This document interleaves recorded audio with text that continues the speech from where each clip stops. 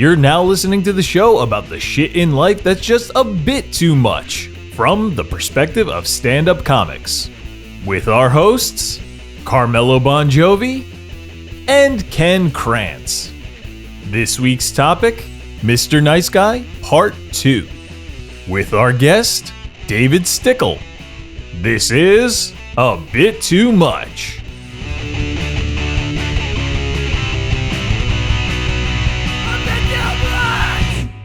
I'm not fighting anybody for any reason. I don't think that's. I'm gonna like fucking roll over and show my belly like every time. Like I'm not doing that. But you're so nice to actually. It's like, didn't you hear that I'm nice? Yeah. Don't hit me. I'm not doing that at all. Holy shit. Yeah. It looks bad if I get in a fight with somebody. I think.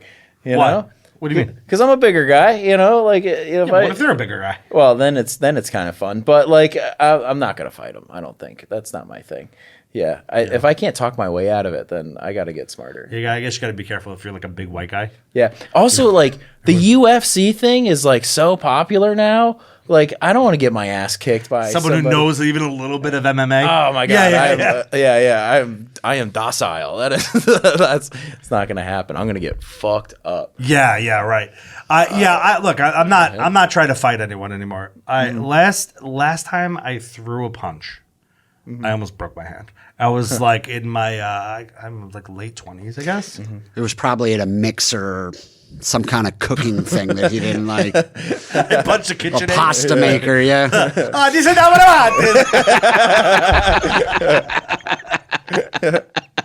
No, last time I punched somebody was in Vegas. The door opened. I think the guy thought he knew me, and he like gave me a nut shot, like one of those like flicks. And then he like froze because he realized I wasn't. I think he thought I was his boy, and I just fucking punched him in the face. He went back into the elevator. The elevator door closed, and I went back like a movie. And I was still in pain from the. He did one of the like quick flicks, and I went back to the hotel room. My brother was in there, and I was like, I just kind of got into like a little thing, and he's like, "What happened?" I'm like, this guy just hit me in the nuts. And then I hit him. He like stumbled back, and then the door. He was shocked. I was shocked, and we were both like, "What the fuck?" Elevator door closed. Never saw that guy again. I wish there was like an older woman like in the elevator when that happened. She's like holding her purse. That happens. I know, right? And she goes going down. My wife, I do this thing that pisses her off where she'll like be scrolling on her phone and I come up behind her and I karate chop the phone out of her hand. Yeah, I'm like, yeah, and I'll like. That's like that's things you do to like other guys. You don't. That's not a wife move. Yeah.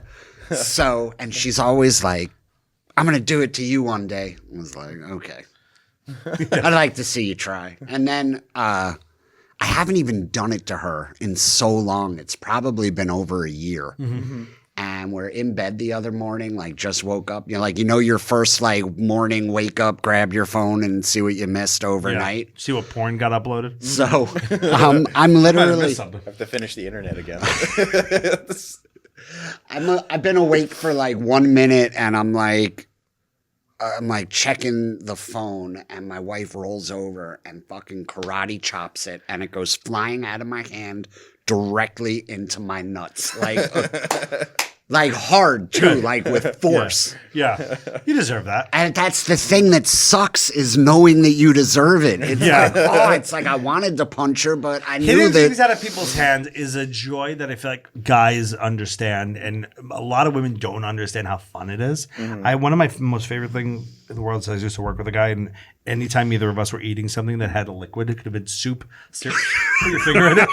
You just go up to that person who's eating cereal, dip your finger right in it, and then they're like, fuck, and then you just look at them and just stir it a little bit, and then you walk away, you wipe your finger, and you go on with your day. The most fun. Then I would murder you. I would. I felt triggered right there. I was like, that's my line. You're a nice guy. You don't do that. That's like a bully tactic. But you do it with your boys. You don't do it to rent. You don't go up to someone you barely know and do. You got to be friends with the guy. I would kill a friend if they did that. Me and my brother have been slapping desserts out of each other's hands since we were kids. I remember we were on a boat. We were on a fishing trip. And and he was eating like the last donut in the box, and he made some comment like, "I've been waiting all day to have this donut." Yeah. No. And I just walked up behind him, bam, right off the side of the boat. Oh, I had a friend, my friend, we were all in this house in the summer, like sleeping there and like partying and stuff. And he kept on talking about eating this egg roll. Like he was like the leftover Chinese food. He's like, you got to cut it diagonal and you put it in the microwave. Like he was being so obnoxious about the egg roll. And my other friend just, when he finally had it, went up to him and went, like that, like put it up and drew like the cabbage and a little piece of pork just fucking rained down on everyone. And maybe to this day, the hardest I've ever left in my fucking life, because he wanted the egg roll so badly. He was talking about the egg roll. Mm-hmm. It's coming from me who talks about food. He was this guy who was talking about the egg roll. So, you know, I it's one of the few joys in my life. Like, can you just deal with the fact that I talk about food a lot? He gets so mad at me that I'm so obsessed with food. Friends are there to laugh at you when you're in situations like that. I was 16 playing high school football, and I'm like the fattest kid on the football team for sure. And at halftime, we're watching like our game tape from the night before, and at halftime we go up and we get dessert, and I get like this big fat fucking piece of chocolate cake, and it's on a paper plate, and I get a glass of milk, and I'm the last person to go down the stairs because I was the last person to go up the stairs, and I take like one step, I slip on these stairs, and now I'm bouncing down the stairs Holding a chocolate cake. holding a glass of milk. At this point I'd gone like this with, and I'm just balancing this piece of chocolate cake on the paper plate, and I get to the landing of the stairs, the paper plate cracks in half, the cake goes down in between my legs. Like it survived the whole step, but then at the last step it fell. And then the That's milk upsetting. comes crashing down. A kid on my team, he's a dentist now, stands up and then collapses immediately with laughter. And I'm just like, fuck me, dude. Yeah. But yeah, I got my ass pounded. That was great. That would have broke me. Yeah. That was the moment you became a villain. Yeah. when I Fucking dropped my people's chocolate. food can be funny. Yeah. Like if you know them well. If you got to know them well, you can't. We were casual coming. friends and do that to someone. That'll be a fight. We were coming back from the city one night, me, my brother and sister, and a couple friends, and we were all hammered. We were like a car service came and took us back to Jersey. And my sister was so like drunk and annoying and wanted White Castle so bad. So she kept saying to the driver, like, we gotta stop at White Castle. You gotta stop. There's one right by my house. Yeah. We gotta stop. I want 4 sliders, onion rings, and a chocolate shake. And she repeated that, like to the point where me and my brother also wanted White Castle, but she was so annoying about it that we told the driver, like, fucking, like we were, and she finally passed out, and we're pulling up to my driveway. Me and my brother used to live like right across the street from each other. So we pull up to my driveway, and I like do this to my brother. I go, watch this. And I tap my sister awake. I'm like, hey, we're at White Castle. Tell them what you want. And she came to life. She was like, 4 cheeseburgers, onion rings, chocolate shake. And then like you see her eyes open and she's looking around. That's so We were rude. just on my driveway. It brought me so much joy. I would have been that person in that car. You know this. I would have been the one going like, we got to stop for food. One of my joys, and this is like why I loved growing up in New York. One of the joys in my life was like drinking too late and then getting late food. Maybe some of the happiest moments of my life. There's this deli in Whitestone in Queens called Cherry Valley. And they do like these hot sandwiches. Like that's like their thing. It's like he does like a chicken cutlet with like gravy and cheese. And it's like just like it's like one of those like college like spots, you know what I mean? Like people like go there late night partying. And I would dream about, like, I'm one of the only fat motherfuckers in my group that would be like, I'd go during the day. I would like break. That was like a late you're night going spot. sober? I would Yeah, even go that's bad. because it was started as a nighttime thing. You know, it just was like, this is like, you get this big fucking sandwich, and then they would do like waffle fries, like melted like mozzarella and gravy on, like real fat guy shit, right? Like real fucking, I'm drunk or high, I need to eat. And it's great in that moment. I'm such an obsessive person with food that then I'm like 11 a.m. and I'm like, maybe I'll go there for lunch. I'm the only person going there for lunch. Dead inside. I mean, I'm So sure are they you. serve people for lunch at the deli, but they're 24 hours. It's kind of like going to a late night diner in New York. You know what I mean? Like it's like a thing where in New York City, like there's diners that are just open, and when you drink too much, you go. I'm the kind of guy, if I like something I have, I'll think about it. I'll think about it for weeks. I'll just be like, that sandwich is so good. That sandwich is so, if I know I'm going to a restaurant in 3 weeks from now, I'm looking at that menu once a day until I get there. I'm like it's like an addiction thing, like a legitimate one. Like I'm picturing you like, it's okay. I've studied the menu. I'll have the chicken fingers. It's funny. For a diner, right? Yeah. It's funny to say that it's like an addiction thing, and then be like legitimately, because there's people like sucking dick for drugs right now, and you're just I'm saying legitimately in the sense that because it's the mentality. Like I am with food the way people are with drugs. The only difference is it doesn't do the same things that drugs do to you, so you could be much more functioning. No, it gives you that like. It gives you your like, it hits all the fix. pleasure centers, right? But people don't look, because everyone has to eat. So people don't look at it like a problem. They don't 100%. know. You know what I mean? Yeah. People don't look at it like that. And I'm not saying I'm like diagnosed with anything, but I know I am fucking obsessed with food. Yeah, it'd be like if you're like you had a Coke addiction, and then like for food, it's like make sure you get your breakfast Coke, your lunch Coke, and your nighttime Coke. Right, because you have to do. Everyone has to do it multiple times a day. Yeah. So when you go out of your way, people go like, "Oh yeah, he just likes he likes food." But like, I have like gotten dinner before dinner sneakily. Like when I was young, I've been like, all right, it's 4:30. We have 8 o'clock on like late reservations. I think I can sneak something quick in here. Like I've done that in the past. I don't do that anymore because now I'm like, it hurts now when I do that. So I don't do that kind of thing. When I was younger, I would do that all the time, and I was much thinner, but because I was just more active. But like I will think about food all day. Like you're right. If you went to my house, I'm thinking about that menu. I'm fucking telling my wife's like, oh god, she's just like Ken. She's like, oh, all right, enough about this. It's a lot. It's a lot of food talk. I'll ask you guys this deep philosophical question, because I had a struggle with it last night. Is soup a good dinner? No. Right? Depends. What kind of soup? French onion soup? New England clam. That's pretty filling. Well, part of dinner. It's not your whole dinner. Like all you had for dinner was a bowl of New England clam chowder? So I made a bowl of New England clam. It's a thicker soup. It is. It was out of a can, so it was pretty bad, you know. But then I felt so like dissatisfied. I was going to ask if you were married, but you just answered me. Oh yeah, no. I'm happy.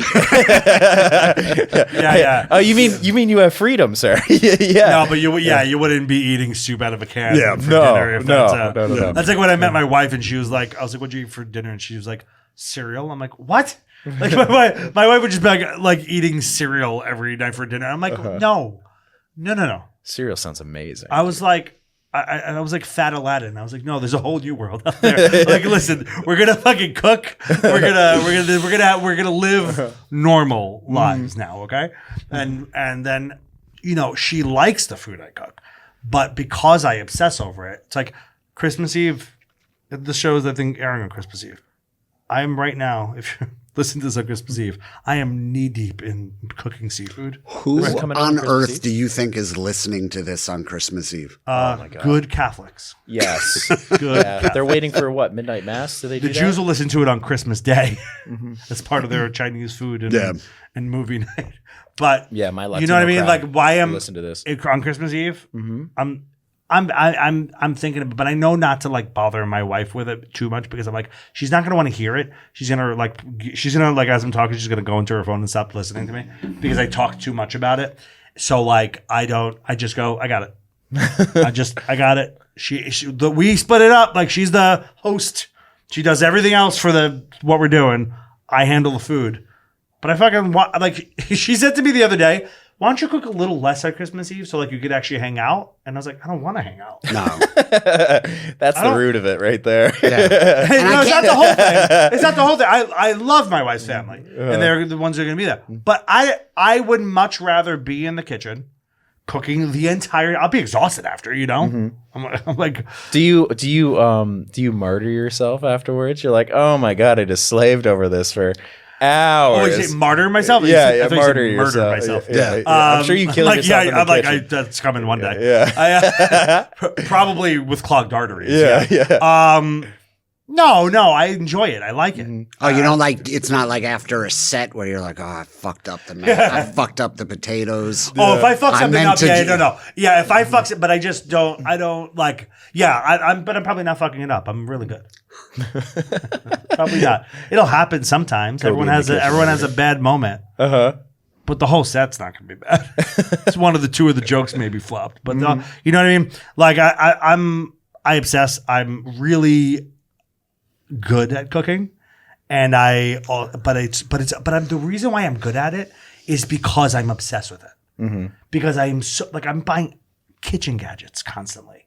Like, it's where I spend a lot of my money on kitchen shit. I think about it all day long.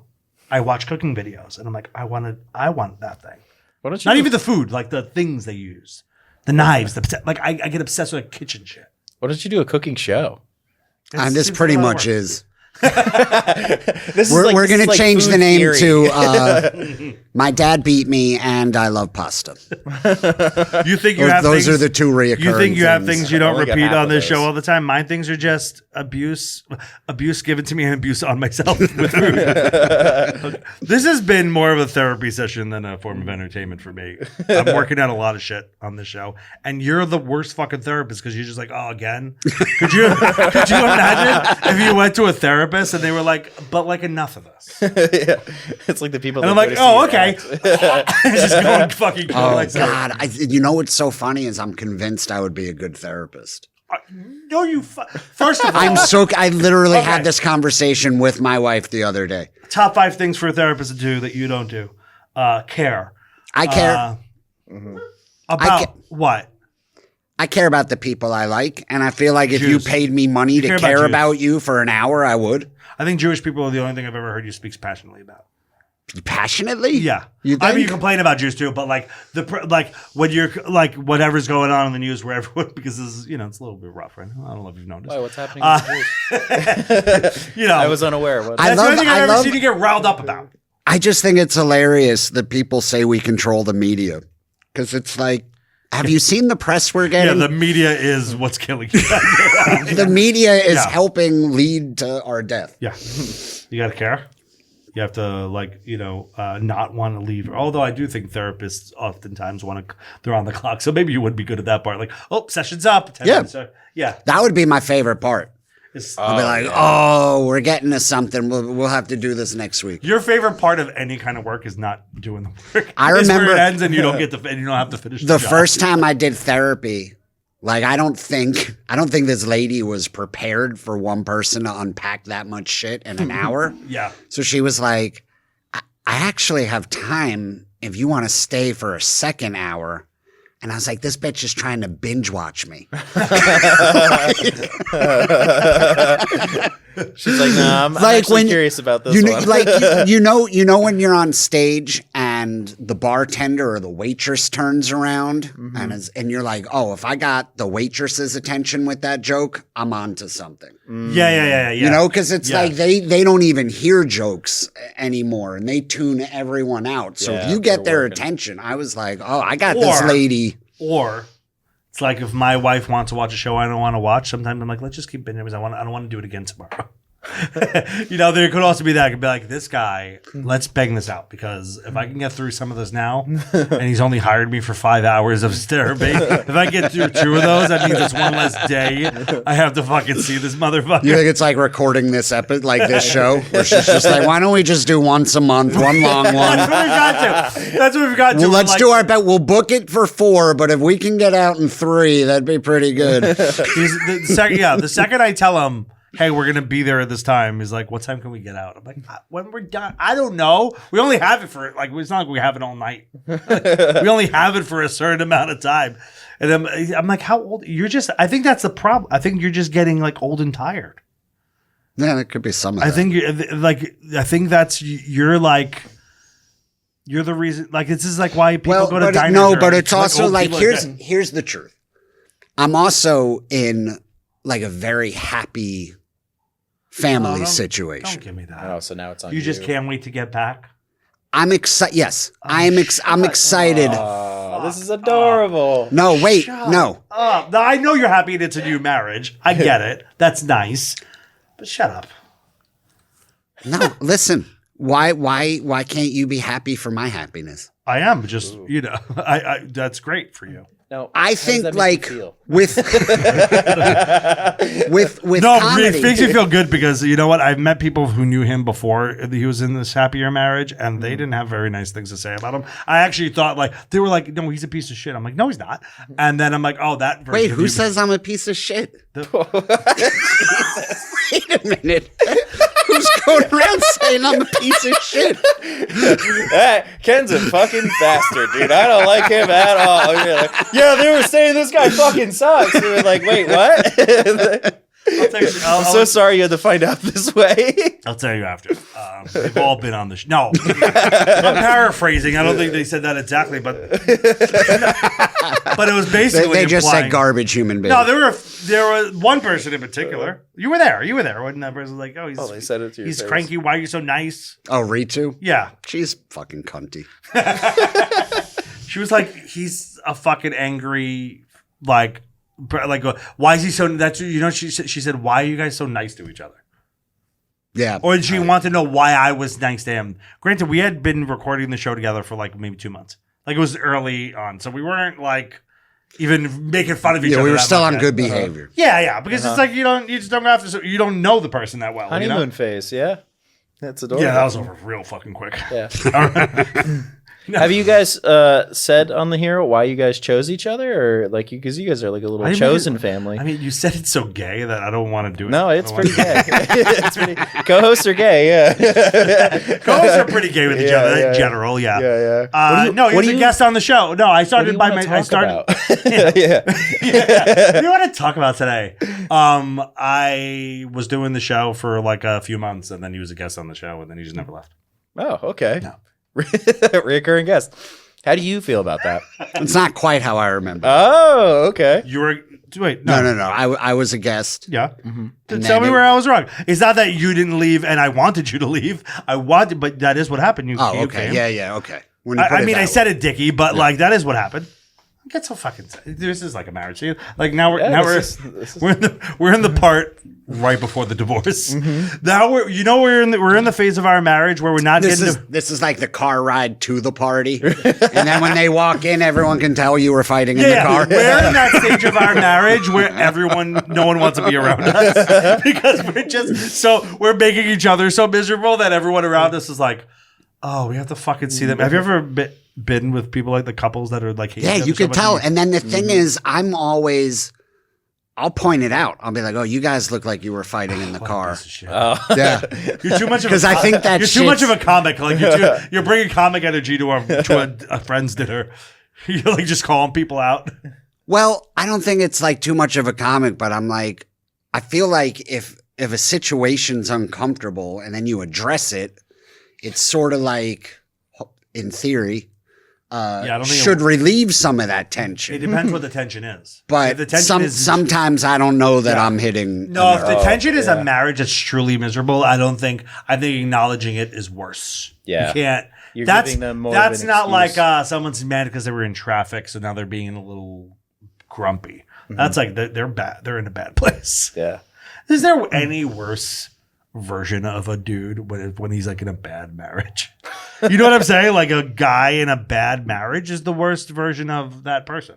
It's a sketchy guy for sure, right? Because I don't even know he's sketchy. He's just miserable. Because he's hiding stuff. You know what? I wouldn't say I was in a bad marriage. I just wasn't happy in my first marriage. It was about to end, but I just threw myself in the stand-up. Mm-hmm. Any show you wanted me on, I'll go do. I'll go. I don't care. I'll drive 3 hours to do a 20-minute spot. But it's funny. Now, because I wouldn't do that now. Yeah. So now I'm like. Yeah, that's the energy. I'm like, did I love stand up? Did I just love getting out of the house? I don't even know. Yeah. You had a thing that you liked doing that got you out of the house, but now that you don't need to get out of the house, you have to weigh what's going to be. Yeah, now it's the trick to getting me to do anything is to ask me more than 6 weeks out because I can't, to me, anything over 6 weeks sounds yes to anything. Sounds like forever. Mm-hmm. So like, if you hit me up in June to do a show in January, I'm like, yeah, sure. But then the week leading up to it, I'm going to be like, I got to fucking go do this. And I'll complain about it. Mm-hmm. And then I do it, and it's never that bad. It's not that bad. And I'm like, why was I? Because you just want to get home to your wife that you love. She's like, Nice. you get it. Nice. That's great. But like, just you could do other things too. I'm happy for you. You could be here for a little That's bit. why everyone says you're a nice guy. I know, I'm mad at him. Why can't you be more like Dave? I'm happy for you. I just don't want to tell you that I'm. It's weird. It's a little. I don't need to say it. Yeah, you don't need to say it. Just like my father never needs to say he's proud of me. Yeah, I don't need that. You don't need I'm not searching for validation. No. No, you don't All right, really so that need checks off why you're in comedy. Yeah. You're answering all the questions without us asking them. Yeah. 100%. Were you? We're gonna wrap up in a minute, but we said the friend zone thing before. Are you in a relationship? No. Did you say that? Nope. Are you also a person that has gotten friend zone a lot because you're nice? No. I think I'm very nice, and I think women, because guys are like really shitty now, women like really respond to that. So I've actually had a problem with being too much of a hound dog, I think. So now I'm trying pussy hound. Yes, and I'm trying to not be that guy anymore. So that's what I'm going to therapy for, guys. Just too much pussy? That's your problem? It's not You're going to therapy to work out that there's been too many girls? Is your therapist female? No, it's I'm still trying to find. I'm in like a queue to get somebody right now. I just got health insurance. Oh, okay. So, and I'm in a queue, but what's tricky is that like, because I'm like kind of well known in the small town that I live in, like finding a therapist that I have like no connection to is very tough. So like, but anyway, Sounds like you have the same problem with therapists that you're having with girls. 100%. Yeah. He's just, there's too many options. It's not like that. It's not like that. There's too many options. Yeah, you were like, I'm just, look, here's the worst part about me. I'm just throwing my dick around too much. I'm just getting laid too much. No, I'm just emotionally misleading. It's like in a job interview when they're like, what are your weaknesses? And you're like, that I care too much and I work too hard. Yeah. You're just like, all the bad things about you is that you have too much sex. See, this is the thing. You can sit here and be like, oh, man, I love food too much. I get too much. I'm sitting here being like, yeah, guys, I fucking hurt people's feelings. And you're like, oh, it's an addiction. It is an addiction, I think. Sex? Yes. Yeah, well, oh, yeah. Sure. Oh, yeah. Too much of it, for sure. Anything, do you think you have a sex addiction? That's what I'm trying to figure out. Is that what you're trying to I should seek do a out? web series. You could on all it, like, do your therapy because listen. Oh, yeah. Hear me out. I'll show up. Sit in the other room. We'll finish this up here. I'll show up. I actually like.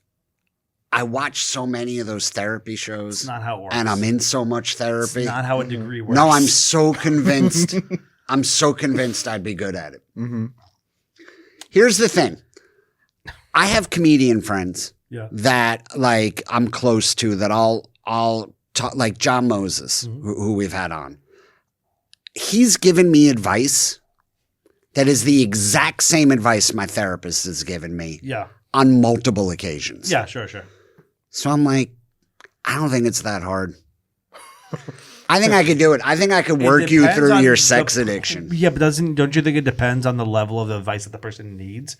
Like there could be somebody who's insightful who could give you good advice, like a friend. Here's the thing. That's smart.